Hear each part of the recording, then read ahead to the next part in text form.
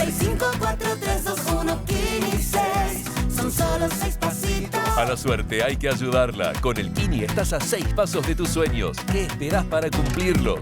654-321-15.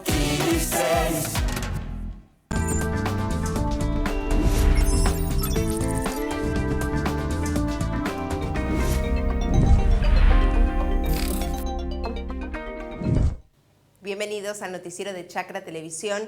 Acá vas a encontrar todas las novedades de política, economía, innovación y educación en un solo lugar. Por eso, vamos a los títulos. Agrodólares. La liquidación de febrero se acerca a valores récord. El sector registra ingresos que superan los 1.857 millones de dólares a pocas horas de terminar el mes de febrero. Se espera, en el análisis final, continuar esta tendencia, faltando muy poquitos minutos para que el mes finalice. Las proyecciones indican que cerrarían en más de 2.000 millones de dólares. Aquaponia, un circuito para producir peces y hortalizas en simultáneo. Es un sistema alternativo de producción simultánea de hortalizas en agua y peces u otros organismos acuáticos a partir del reciclado de los desechos. Dado que la Patagonia Norte no cuenta con antecedentes sobre esta técnica, desde el INTA Valle Inferior de Río Negro, con el aporte de investigadores del CONICET y la Universidad Nacional de Río Negro, evalúan y proponen implementar este modelo. Oro rojo, un cultivo que promete para la Argentina. Así lo llaman al producto que entusiasma y promete buenos rendimientos para sus productores. Estamos hablando del azafrán, un producto que además de su destacado aroma tiene un valor para sus productores inigualable, ya que el kilo se cotiza a 1 millón de pesos. Te presentamos los principales títulos y el que quizás protagonice febrero son las liquidaciones desde la exportación, los agrodólares. Hablamos de un récord para lo que corresponde al mes de febrero, que estamos a horas de terminar, el segundo mes del año.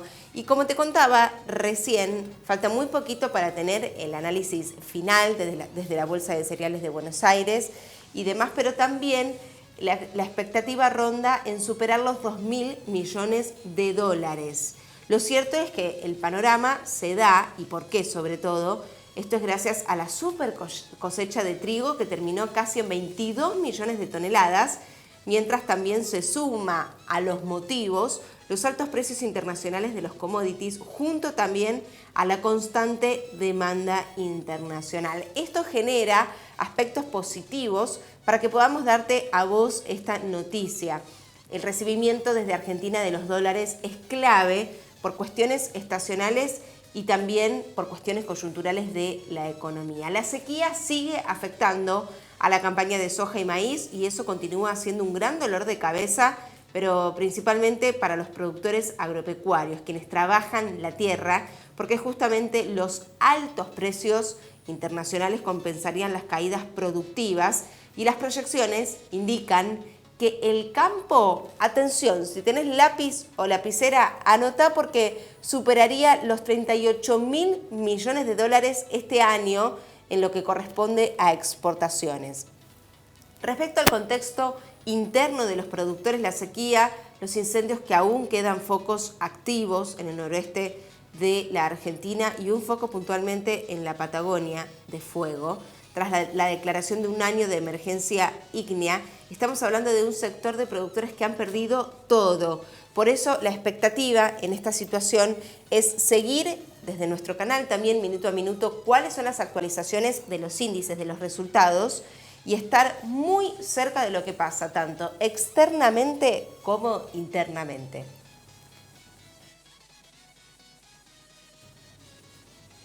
Y si hablamos de lo interno, que ya te refiero y me refiero a tu individualidad, podemos pensar en una opción de tener una huerta en casa. Por eso te queremos compartir en esta jornada de qué se trata sembrar en Almácigos. Desde INTA Marco Juárez nos cuentan todos los detalles.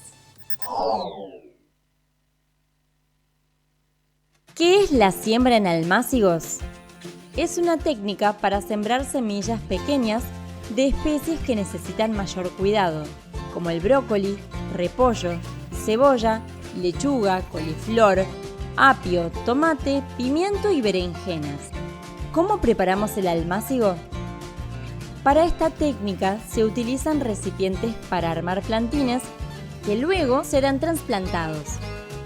Pueden usarse cajones de madera, envases de plástico, botellas descartables, macetas o tachos. Para armarlos se recomienda seguir estos pasos. 1. Hacer agujeritos en el fondo para que drene el exceso de agua de riego. 2. Añadir una capa de piedritas que evitará la acumulación de agua. 3. Colocar una capa de tierra encima de las piedritas. 4. Agregar una capa fina de abono o de la mejor tierra que consigamos. ¿Cómo sembramos en el almácigo? En los recipientes individuales puede hacerse un pocito con los dedos, respetando la profundidad de las semillas. Sembramos 2 o 3 semillas, cubrimos con una lluvia de tierra. Regamos con poca agua. Para trabajar con cajones de madera, primero debemos realizar surcos del tamaño de 2 a 3 semillas para colocar las semillas en forma separada. También regaremos con poca agua. Te recomendamos armar una regadera utilizando una botella descartable con pequeños agujeros en la tapa. Esto te permitirá regar en forma de lluvia. ¿Cómo cuidamos nuestros almácigos? Para protegerlos del frío, se recomiendan trasladarlos al interior o cubrirlos con un plástico transparente. En invierno, solo los regaremos 2 veces por semana, siempre revisando que la tierra esté húmeda, no encharcada. Para protegerlos del calor, se sugiere trasladarlos o cubrirlos con media sombra. En verano, te proponemos regarlos 2 veces por día, a la mañana y a la tardecita.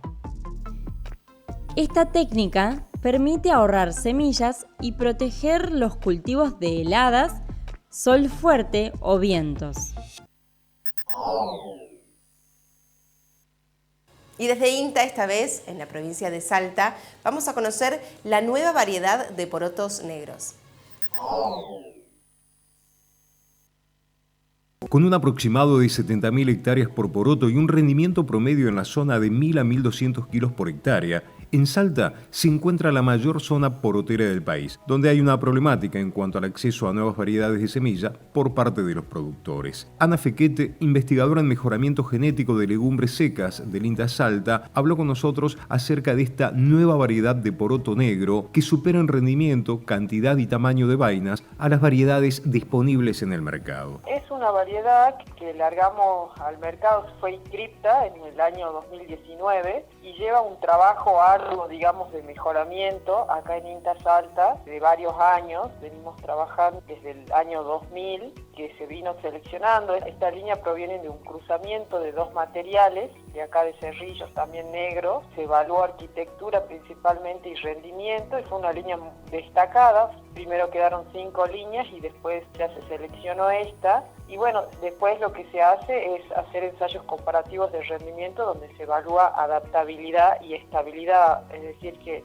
los materiales se comporten bien en las distintas zonas y que sean estables a través de los años. ¿Cómo es este proceso de trabajo hasta obtener esta nueva variedad? El mejoramiento es bastante largo para poder llegar a una variedad. Se parte del cruzamiento, no se hace un cruzamiento, se hacen muchísimos cruzamientos y después, esta es una planta autógama, entonces después se las autofecunda, por lo menos, nosotros le llamamos 6 filiales, 6 años, ¿sí? Tratamos de hacer doble estación, primavera-verano, para achicar los ciclos, por lo menos 6 años, y ya el material se estabiliza.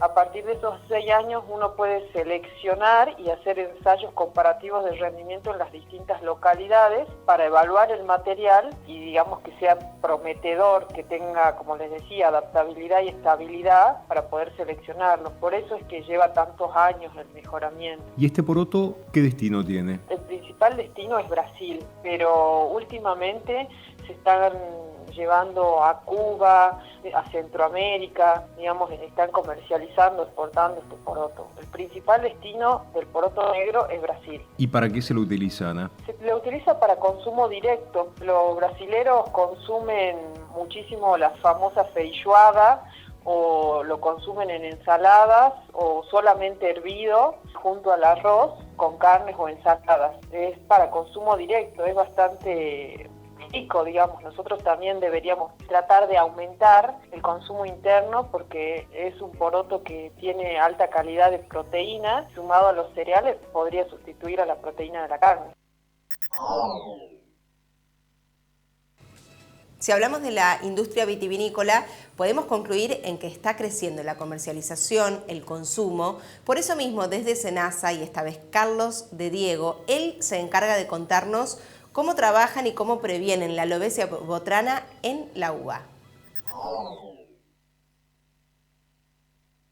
Estamos visitando en esta oportunidad el Mercado Central de Buenos Aires, varias naves, a partir de un análisis de movimiento de uva para consumo, uva en fresco, y con eje en el programa fitosanitario que tiene el organismo de Lobesia botrana, el control de la Lobesia botrana.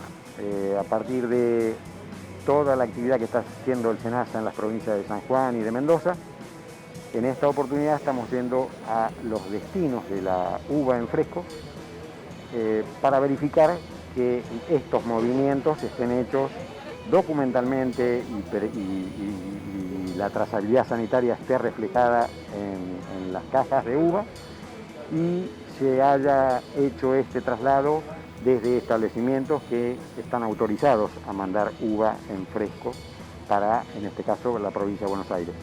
El SENASA viene informando del programa de Lobesia botrana, de las obligaciones que tienen los productores en origen, los empaques, muchos de ellos son empaques bajo parral, la mayoría, pero bueno, tienen que realizarse esto bajo cierta documentación, el documento de tránsito vegetal, tiene que respetarse el etiquetado sanitario correspondiente y el establecimiento productor, fundamentalmente, tiene que estar dentro del listado de establecimientos que están habilitados. Son establecimientos que están siendo monitoreados integralmente por SENASA. En ese caso pueden traer provincia de Buenos Aires, provincia de Córdoba, lo que fuera, la uva en fresco sin bromurar, que es el caso que estamos controlando.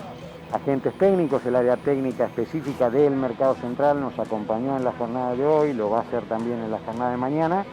Con ellos estamos canalizando el destino que se le da a la fruta que es interdictada y decomisada por riesgo fitosanitario, procurando sea con un destino de donación para aprovechar el alimento, por supuesto que bajo ciertas especificaciones de pasar por un termoproceso, no es la uva en fresco, sino, por ejemplo, en mermeladas, jaleas, pero vamos por el lado de la donación y ahí es donde el mercado, que tiene una estructura importante, muy bien armada, nos está dando un gran apoyo para eso.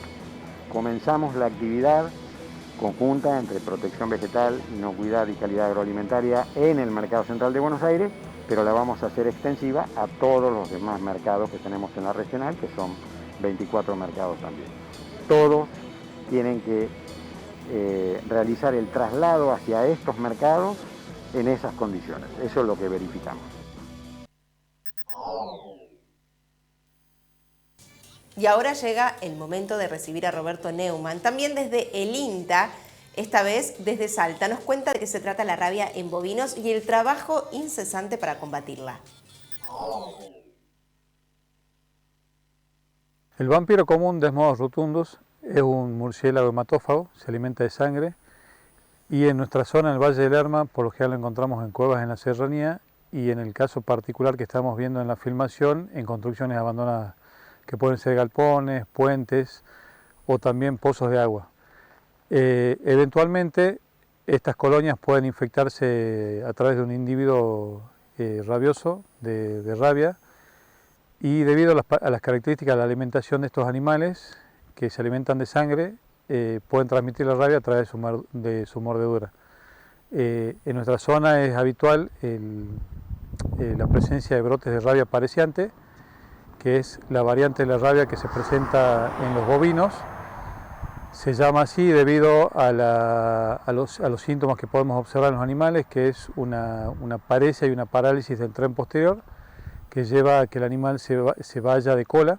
¿Sí? La gente en el campo generalmente lo conoce así, como que el animal se va de cola, hasta que posteriormente queda postrado en el piso, y el animal, en un intento de pararse, mediante pataleos, intenta incorporarse y provoca en el suelo un aspecto de suelo barrido, que es lo que muchas veces la gente de campo nos relata.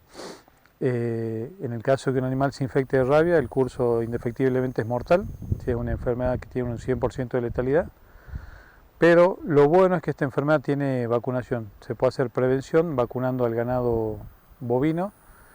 Esta vacunación no es obligatoria, no está dentro del calendario obligatorio, sino que es optativa, pero debido a que cuando se presentan los brotes de rabia hay gran mortandad de animales, la relación costo-beneficio obviamente que es ventajoso para el productor la vacunación. Aparte, no nos olvidemos que esta enfermedad puede afectar a todos los mamíferos, y nosotros estamos incluidos dentro de ese grupo, y la rabia es una zoonosis, así que una mayor razón para implementar el calendario de vacunación de la hacienda. En el video lo que podemos ver es una colonia de unos 20 individuos que están alojados en una construcción abandonada. Ellos, sus refugios, buscan un lugar tranquilo, fresco, donde estén a salvo de otros depredadores y donde puedan refugiarse durante el día, y a la noche salen a comer. El radio de acción de los vampiros es unos 2 kilómetros alrededor de la colonia, por lo general asociado a un curso de agua cercano. En este caso tenemos un arroyo a unos 50 metros de la colonia que estamos observando. Y hay dos tendencias alrededor del mundo. Una se trata de la crianza de lombrices para mejorar las cosechas, y esto ocurre en El Salvador. Vamos a conocerlo.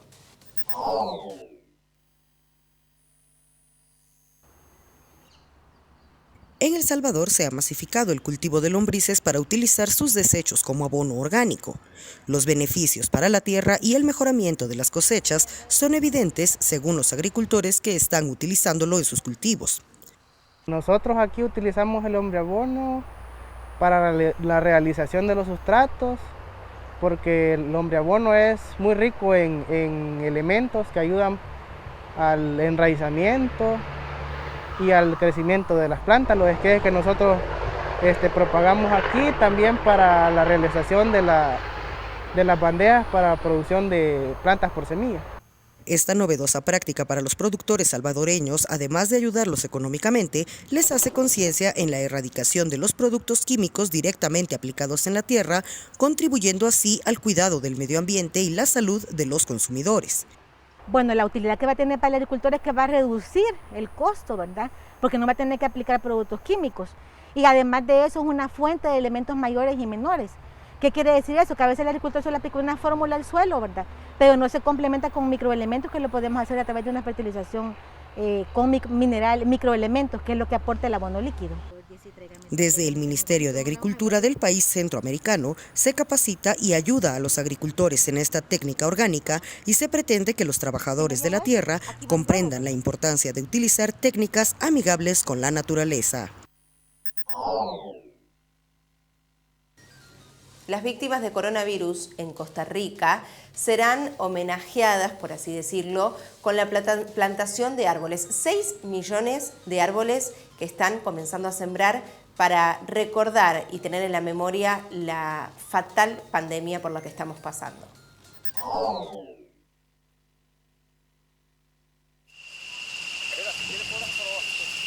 Una iniciativa en Costa Rica buscará sembrar 6 millones de árboles en memoria de las víctimas de la pandemia de coronavirus.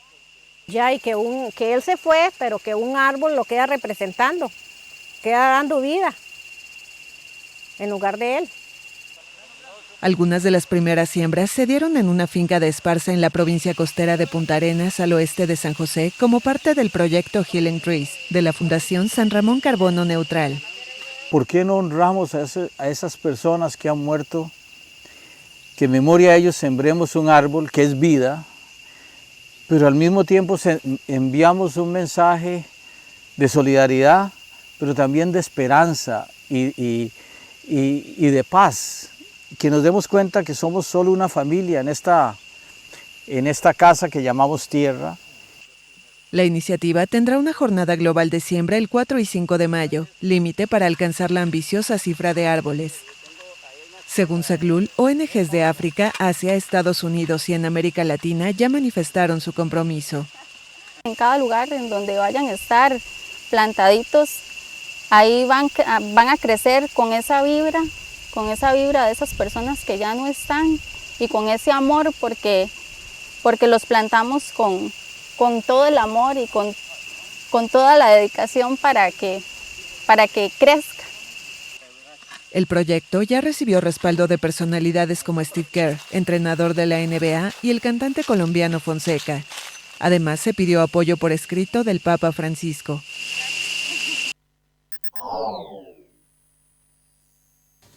Volvemos a las acciones internas, a los profesionales y esta vez desde el Instituto Nacional de Tecnología Agropecuaria, porque Claudio Gómez nos muestra con muchos detalles de qué se trata el injerto en cítricos.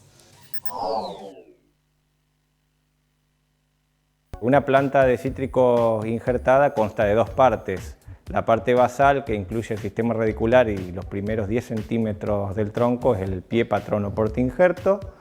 Y luego está la copa, que la obtenemos a través de una yema, que es lo que nos dará la fruta comestible. Para la obtención del porte injerto pío patrón, partimos de semilla de porte injerto certificada, se realiza una siembra sobre cama caliente a 27 grados, a los 14-20 días obtenemos los plantines, hacemos la cría de estos plantines que nos insume entre 6 a 9 meses para obtener el diámetro adecuado para injerto. Cuando obtenemos ese diámetro, adquirimos la yema de los cítricos de nuestro interés en centros de incrementos regionales o viveros inscriptos en SENACE y NACE. Con esta yema vamos a dar origen a la copa de la fruta comestible que queremos, es decir, naranja, mandarina, limón, pomelo. Una vez que tenemos el porte injerto logrado, a los 10 centímetros del porte injerto, desde la base, hacemos una incisión en forma de T invertida, con un corte longitudinal de aproximadamente 1 centímetro y un corte transversal de aproximadamente la mitad del diámetro del porte injerto. Luego hacemos el levantamiento de las dos solapas de corteza, verificamos el buen despegue de la corteza, fundamental para el éxito de la técnica del injerto. Para la colocación de la yema se hace por la parte inferior y vamos empujando hacia arriba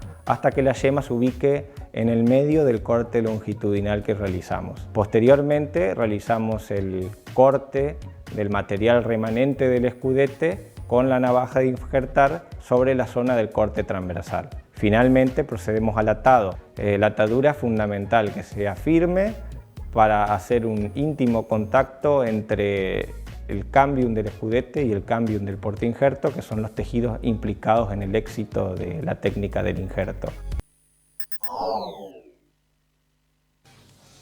Vamos a conocer la historia de Mirna Isla. Quizás te encante ya solo por imaginar el aroma de las lavandas de su campo, que aparte abre las puertas para que en Los Reartes, Córdoba, visites su producción y toda la pasión que le pone a esta historia de lavandas. Aquí dentro de la comuna de Los Reartes y puntualmente la Secretaría de Turismo de Los Reartes me apoyó desde el principio. Y bueno, la apertura es los días jueves, viernes y sábado en temporada alta, esta en la que estamos. Tuve que abrir día martes también. De cualquier forma, es como que, no te digo que todos los días, pero medio como que si alguien me dice, mirá, que nos vamos mañana, yo abro las puertas y los atiendo. ¿Y cómo es el resto del día? Producción. Este es mi primer año que yo abro, entonces, bueno, es un año, es una temporada de aprendizaje en todos los aspectos, y bueno, ya estoy anotando todo lo que tengo que cambiar para el año que viene, y bueno, la producción me lleva mucho tiempo, entonces generalmente acá los días son muy tranquilos, entonces la rutina es acostarse temprano, levantarse temprano, y bueno, mis mañanas son las más productivas, que es cuando hago lo que tengo que hacer. La planta de lavanda es una planta muy rústica, al igual que el romero, que la ruda, que vienen muy bien acá, que quieren los mismos suelos y climas que quiere la lavanda, pero en realidad no es que necesite demasiado cuidado. Sí, cuando está recién plantada, obviamente el riego, no excesivo, pero después medio como que es una planta que viene sola. Durante el año, te diría, si es una planta mayor a 3, 4 años, empezar con podas, porque la planta la necesita, y obviamente en la época de cosecha, la cosecha. La cosecha es manual, la cosecha se hace con hoz, una hoz dentada, es un movimiento que hace la hoz, o sea, se toma el manojo del ramo de tallo y espiga de flor y se acompaña el movimiento de la mano con la forma de la hoz, sin serruchar, es un corte fuerte y seco para no lastimar la planta. Y ese te diría que es el trabajo más grande, ¿no? Porque, bueno, cuanto más grande viene la planta, no alcanzo con una mano a un manojo de flor, entonces, bueno, me lleva más tiempo. ¿Hay algún tipo de mecanización adaptada que tiene gente de la zona, que son cortacetos, que les adicionan como una chapa, entonces se corta así siguiendo la forma de la planta y cae el tallo con la flor hacia un lado y después se junta todo eso. La planta llega a la adultez a los 4 años, entonces a los 4 años tiene un volumen y un diámetro grande, 1,20 m, 1,50 m de diámetro. Entonces, bueno, es como que se dificulta cada vez más a medida que va creciendo. Fuera de la época de cosecha, bueno, después de la cosecha, obviamente, si destilo yo o llevo a destilar. Después, si no destilo, armo el ramo, o para vender el ramo seco, o ese ramo seco después se degrana.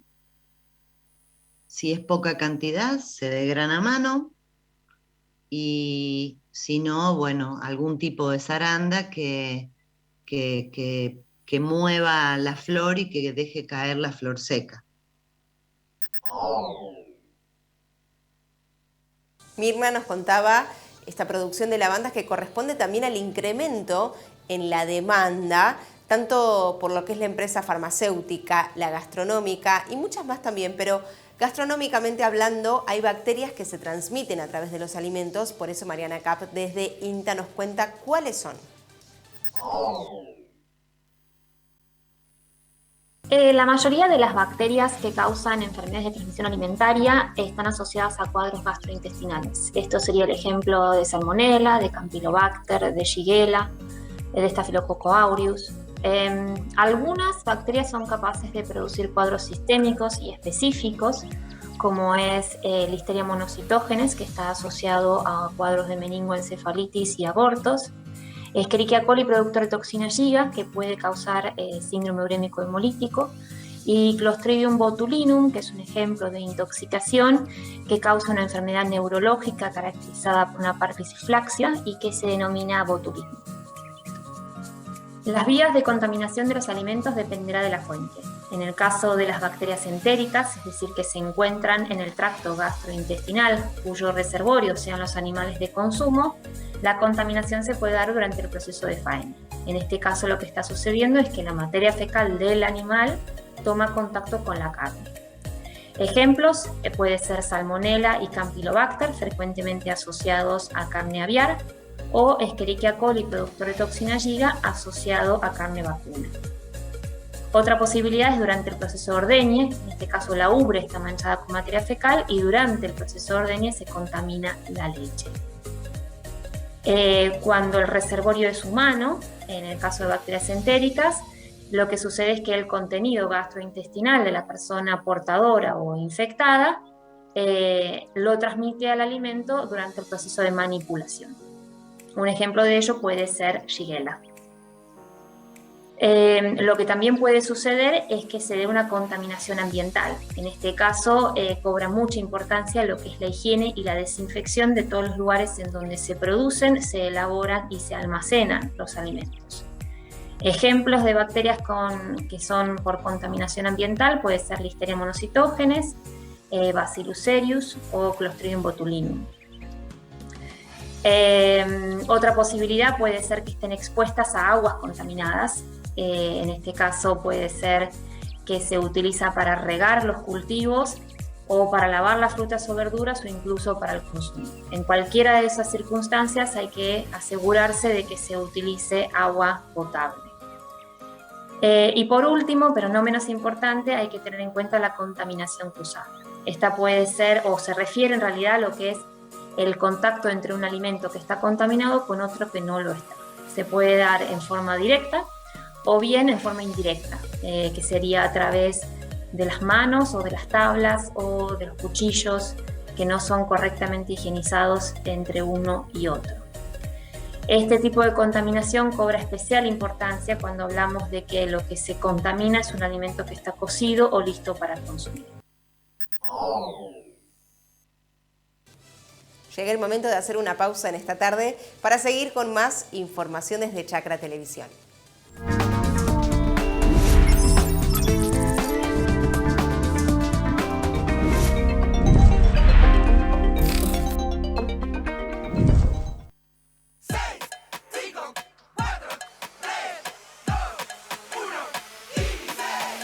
Son solo 6 pasitos, Kini 6. 6, 5, 4, 3, 2, 1, Kini 6. Son solo 6 pasitos. A la suerte hay que ayudarla. Con el Kini estás a 6 pasos de tus sueños. ¿Qué esperás para cumplirlos? 6, 5, 4, 3, 2, 1, Kini 6. Sabemos muy bien el esfuerzo que hacen miles de argentinos que trabajan e invierten en nuestra tierra. Y queremos estar ahí para acompañar e impulsar su negocio, haciendo que su día a día sea más fácil. Si el campo evoluciona, evolucionamos todos. Galicia, siempre junto al campo. ¿Sabías que la producción ganadera argentina reduce de manera natural la emisión de gases de efecto invernadero? Las praderas y pastizales naturales que alimentan nuestro ganado retienen más carbono en los suelos del que genera el ganado. Compensa así no solo sus propias emisiones, sino también las de otros sectores productivos no rurales. Carne argentina, carne sustentable.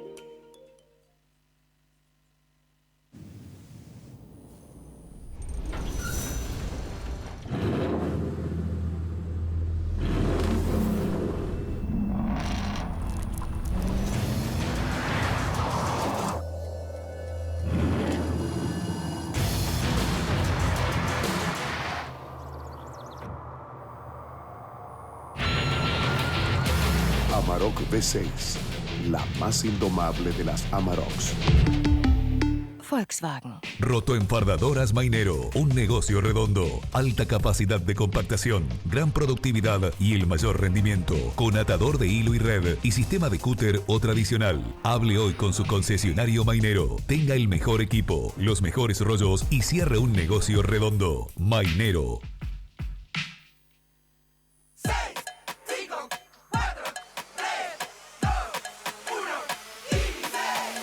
Son solo 6 pasitos, Kini 6. 6, 5, 4, 3, 2, 1, Kini 6. Son solo 6 pasitos. A la suerte hay que ayudarla. Con el Kini estás a 6 pasos de tus sueños. ¿Qué esperás para cumplirlos? 6, 5, 4, 3, 2, 1, Kini 6.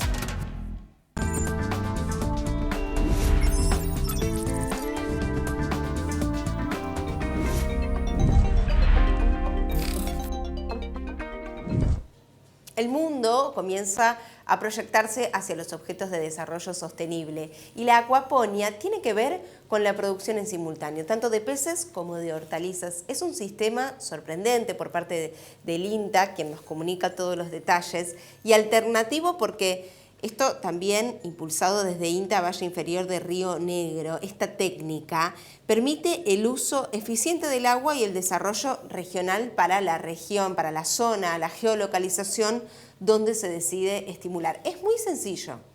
El agua se encuentra en el estanque con los peces y circula en dirección a los filtros y después hacia las plantas, que son sus raíces quienes absorben los nutrientes para generar a partir de lo que los desechos han dado, esos nutrientes que son absorbidos y de esta forma regresa el agua al estanque oxigenada. El agua como vehículo lleva los nutrientes y vuelve en ese circuito purificada para volver a retomar el mismo circuito día a día. El agua nunca se renueva en su totalidad, hay que decirlo, se reemplaza porque desaparece la evaporación y lo que es consumida por las plantas, ¿sí? Esos nutrientes que las plantas absorben.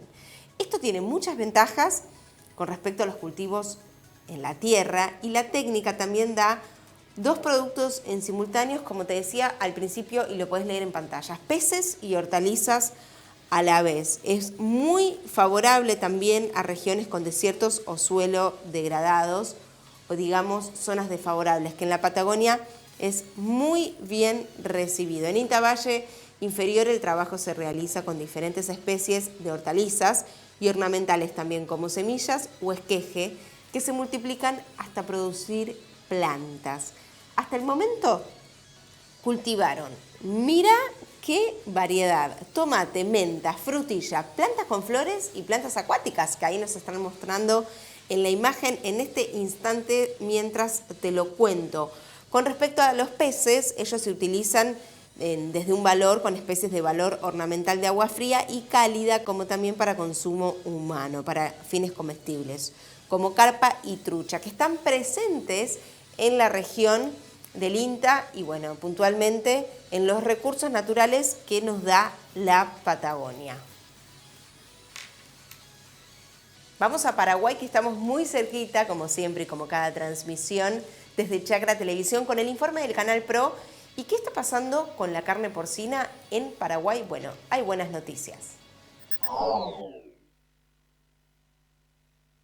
En la sociedad paraguaya hace muchos años, desde nuestros abuelos, está instalado y arraigado muy fuertemente los mitos que convierten o que hacen de que la negociación de la carne porcina también esté frenada, ¿verdad? Se hablan muchas cosas, incluso diríamos fuera de lugar con respecto a lo que es realmente el consumo de la carne de cerdo. Se habla de que la carne es muy grasa, es nocivo para la salud, y esto convierte a la carne de cerdo como un enemigo silencioso y potencial para el consumo del ser humano. No es tanto así. La carne de cerdo ofrece un buen aporte nutricional, además está clasificada como carne magra. No se puede catalogar o conceptuar al cerdo como un animal o como una producción que no es apto para el ser humano. De hecho, si hubiera sido así, no se tendrían grandes industrias, ¿verdad? Y bueno, además de eso, está instalado que la carne de cerdo es una carne muy especial y que tiene un costo muy elevado. De hecho, sabemos que la carne de cerdo, el consumo de la carne de cerdo está más instalada en la sociedad en épocas de fiestas. porque se supone que el paraguayo está reservándose para esos tiempos, ¿verdad? Y nosotros sabemos, no hace falta ni hacer demasiado análisis con respecto a eso. Sabemos que visitando las góndolas de los supermercados y haciendo un paralelismo comparativo en precios, vamos a encontrarnos con algunos fenómenos que no necesariamente convierten a la carne de cerdo como algo muy caro. Por otra parte, se piensa de que la carne de cerdo no se puede consumir en forma normal como se hace en otro tipo de carne, ¿verdad? Como la carne vacuna o como la carne de aves, por ejemplo, ¿verdad?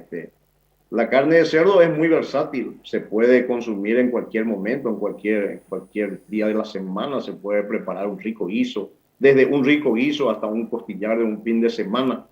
Es muy apetecible, independientemente a todo eso, la carne de cerdo no tiene fecha de vencimiento con respecto a terneza, por ejemplo, ¿verdad? No hemos escuchado en ningún lugar, yo por lo menos particularmente no he escuchado de alguien que diga que la carne de cerdo es muy dura. No, a medida que va corriendo el tiempo, la carne de cerdo sigue teniendo la misma terneza y la misma calidad, ¿verdad?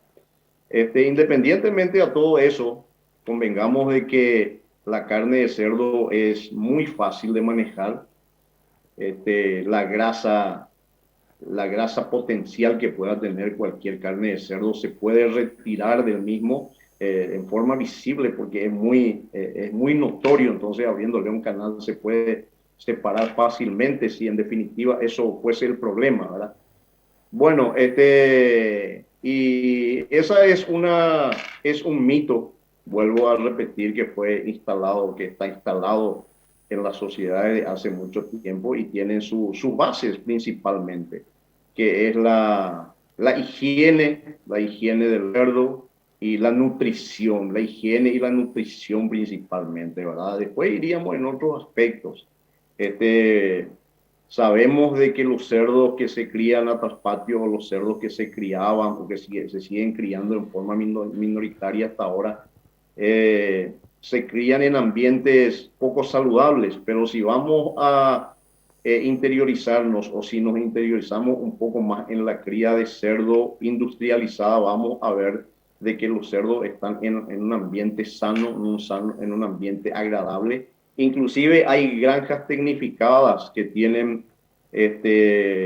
acondicionadores de aire en verano y calefacción en invierno para poder aguantar la producción, ¿verdad? Y la nutrición de los años anteriores, de lo que se encargaban, como ya dije, nuestros abuelos estaban básicamente estaban hechos con algunos materiales como desechos de comida, desechos de verduras, en fin, cosas que ya no servían en la casa, ¿verdad? Actualmente eso se ha convertido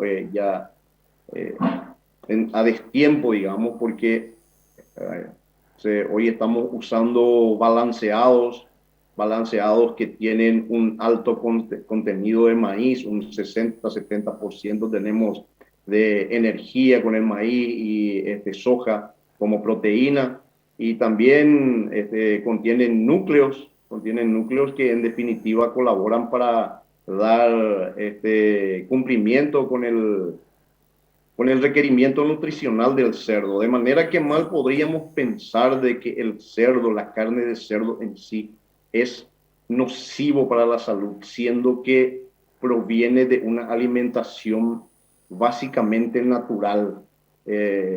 No podríamos pensar en ningún momento de que la carne de cerdo no es apta, vuelvo a repetir, para el consumo humano.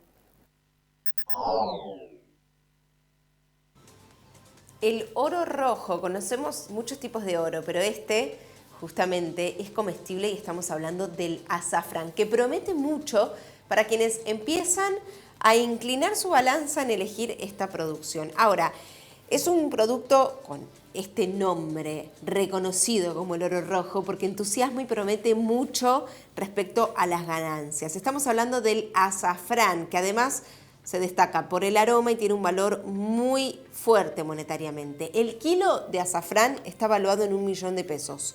Esto no es solo por el valor que hay alrededor del mundo, sino por su producción, que es 100% artesanal. Y ahora vienen los datos reveladores y los que explican por qué realmente vale $1.000.000. Y te diría que está justificado, porque hacen falta 150.000 flores en donde cada flor es cosechada y controlada a mano. ¿De qué se trata? Bueno, este informe realizado por Luciana Poggi y José Portela se tituló Recomendación para la producción de azafrán. Dio información sobre un particular estudio en base al producto. También, a lo que este informe respecta, el cultivo ingresó en la Argentina con las inmigraciones españolas e italianas. Conozcamos un poco la historia. Esto fue el siglo pasado y se supo adaptar a la región cultivándose en los valles andinos. Estamos hablando desde Jujuy hasta la provincia de Neuquén, largo recorrido para el azafrán. La producción es incipiente por las particularidades que son sistemas de producción familiares y de forma artesanal. Si bien no es un cultivo que genera grandes rentabilidades para ser el producto principal a exportar, sí se considera que tendrá un amplio desarrollo a futuro. El cultivo tiene ciertas particularidades, se realiza en el otoño, invierno y primavera, en esta época de escasa actividad agrícola, y por eso las plantas también implica un cuidado de mediana fertilidad y tiene muy poquitos requerimientos, casi como lo que te contamos en nuestro primer bloque de la lavanda, ¿no? No tiene grandes exigencias. Volviendo al azafrán, otra de las particularidades es que los labores culturales pueden efectuarse con herramientas que son simples y comunes y tienen muy poquitos insumos químicos en su demanda. Además, también escapa a los daños climáticos y se puede convertir en un producto perecedero por su proceso deshidratado.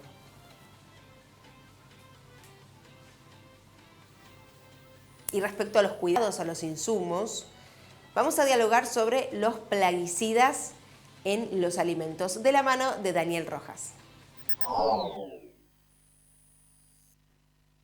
El ataque de las plagas en los alimentos se puede producir en cualquier momento de la producción, ya sea en el campo, durante la cosecha, en el almacenamiento o el transporte. Por esta razón, se emplean agentes fitosanitarios en distintos momentos de la cadena productiva. Durante la aplicación, una cantidad de plaguicidas se deposita sobre los vegetales. Esta cantidad inicial depositada se reduce por acción del metabolismo de las plantas, del metabolismo de los microorganismos o por acciones climáticas, ya sea lluvia, irradiación solar, la temperatura. Por esta razón, la concentración de plaguicidas en los vegetales se reduce con el paso del tiempo y hablamos de residuos de plaguicidas porque nos referimos solo a la fracción que permanece en los vegetales. En Argentina existen organismos del Estado que se encargan de redactar, actualizar y controlar el cumplimiento de la normativa legal. Están reglamentados la producción, la comercialización, el transporte y el modo de empleo de los agentes fitosanitarios en Argentina. En relación a los alimentos, es el SENASA el organismo responsable de autorizar el modo de uso de cada agente fitosanitario en la producción de un determinado alimento, basándose en la información científica generada en ensayos controlados. Luego, con esta información, se determina el límite máximo de residuos de cada agente fitosanitario en cada producto alimentario. Muchas gracias, Dante Rojas. Justamente lo que nos decía, ¿no? El control desde SENASA, sobre todo en la administración, en las dimensiones y en lo habilitado en términos fitosanitarios para los alimentos. Y justamente también sobre alimentos, vamos a conocer ahora desde Entre Ríos con Gianluca Barreta el mejoramiento genético para los cultivos que pertenecen al invierno.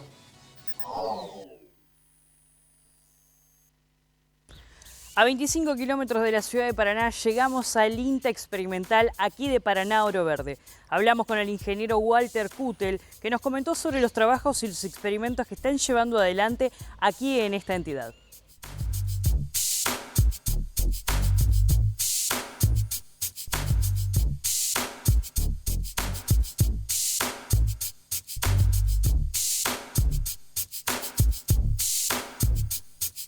Walter, muchísimas gracias por recibirnos aquí en el INTA de Oro Verde, Paraná. Y comentanos en qué estás trabajando actualmente, en qué proyectos, en qué cultivos y qué estás experimentando aquí en esta base. Bueno, buenas tardes, ¿cómo te va? Es un gusto poder recibirlos y para mí siempre es bueno tener la oportunidad de difundir qué es lo que uno está haciendo y aportando al... particularmente en lo que son los cultivos de invierno, yo trabajo, digamos, en INTA lo manejamos a través de diferentes proyectos. Cada uno de esos proyectos tiene sus objetivos diferentes. A grandes rasgos, y para no complicarla, te diría que participo en proyectos que tienen que ver con mejoramiento genético y otros que tienen más que ver con generación de información de manejo de esos cultivos, donde con esa información pretendemos por ahí resolver cuestiones que un productor se encuentra cotidianamente cuando realiza estos cultivos en su propiedad.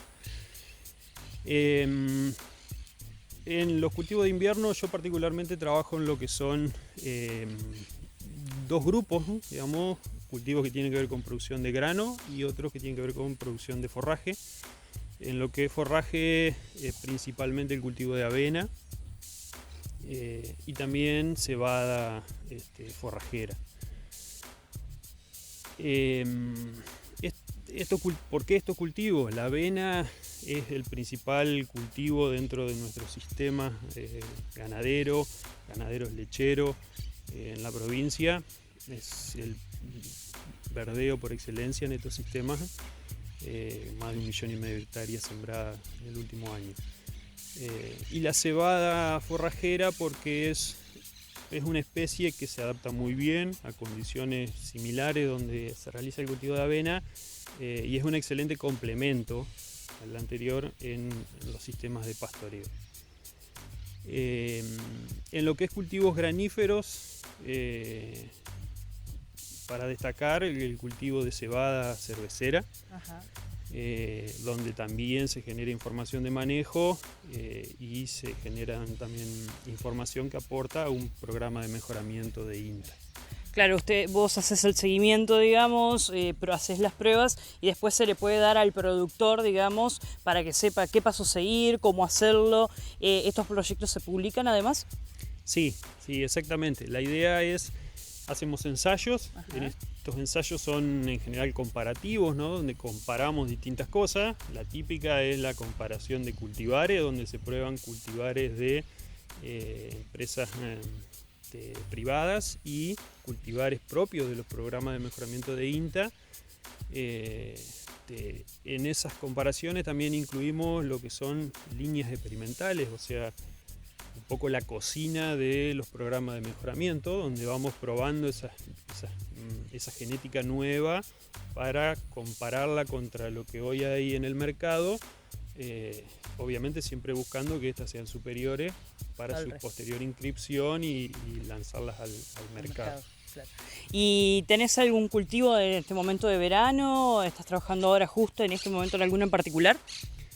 Sí, mi actividad principal es en cultivo de invierno, pero también hacemos ensayos que tienen que ver con cultivo de verano, dentro de ellos principalmente en sorgo, maíz y alguna cosita mínima en soja, pero principalmente sorgo y maíz.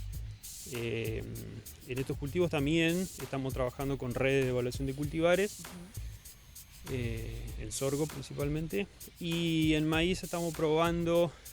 También lo hicimos en cultivos de invierno, pero bueno, actualmente ahora en maíz, distintas alternativas de fertilizaciones con microorganismos, fertilizantes biológicos, un poco probando y viendo qué efecto tienen nuevo entre comillas, porque hace ya unos cuantos años que se vienen difundiendo, pero este nuevo tipo de fertilización que busca un efecto en los cultivos.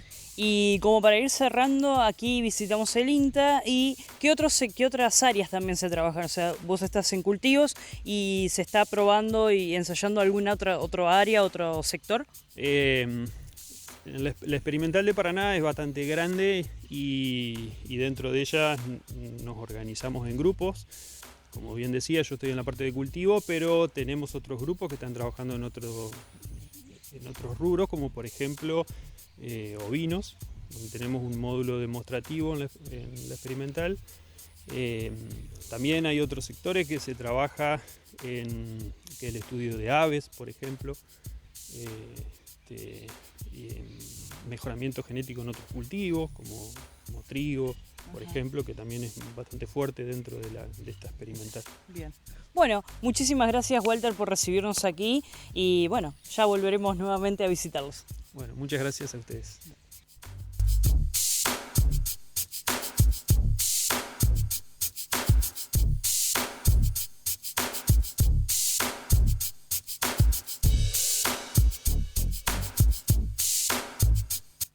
Informó desde la ciudad de Paraná para Chacra TV, Gianluca Barret. Hay una nueva conquista en los récords Guinness y esta vez es la frutilla más grande y pesada del mundo.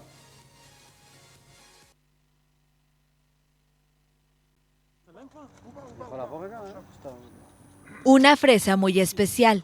El granjero israelí Sachi Ariel se sorprendió al encontrarla en su campo y mucho más al comprobar cuál era su peso, 289 gramos. En uno de los días de la cosecha, cuando las fresas fueron llevadas al almacén, descubrimos un tesoro, unas 10 fresas enormes. Documentamos la fresa más grande y la enviamos a Guinness. Y después de un año de espera, por fin llegó el anuncio oficial. El libro Guinness de los Récords la anunció como la fresa más pesada del mundo. Pero paradójicamente ya no se puede comer. La fresa ganadora ya no se puede probar porque está congelada, pero el año pasado probamos sus hermanas que crecieron con ella en el campo. Eran muy sabrosas, crujientes y dulces. A todo el mundo le encantaron. Esta es de la misma especie.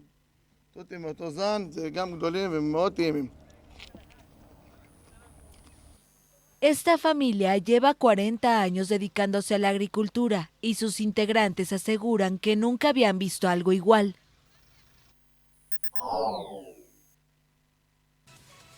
Y volvemos al trabajo interno de Argentina, de la mano del INTA, porque Gastón Urret Zavalia, él es el encargado de contarnos las tecnologías para cosechar y almacenar heno de alfalfa.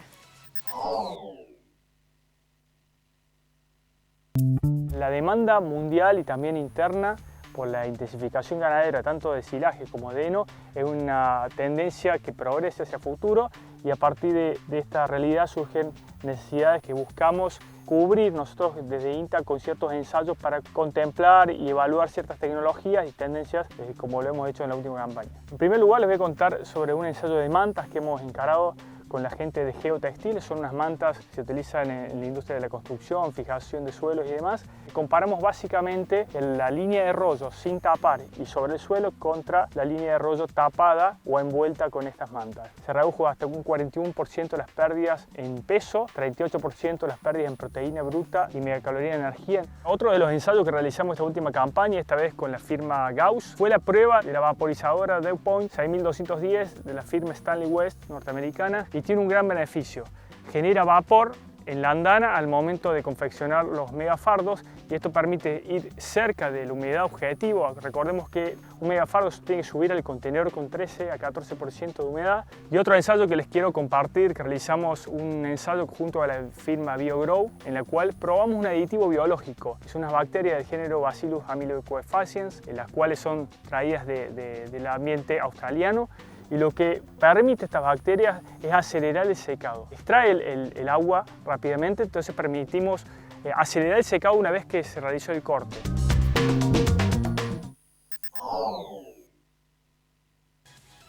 Y así llegamos al final de esta transmisión, de este noticiero, como también estamos llegando al final del mes de febrero, felices de compartirlo con vos. Y te prometí todas las novedades productivas, también de innovación, de educación en torno al sector, y hemos cumplido, sobre todo por tu acompañamiento cada día, en cada jornada y en cada transmisión. Estás en Chacra TV y gracias por ser parte.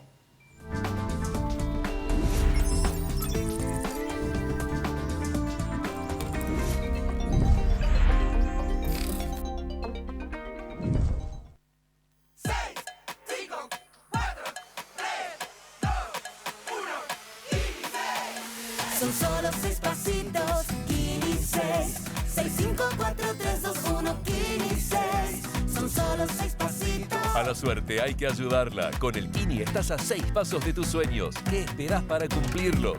6, 5, 4, 3, 2, 1, Kini 6.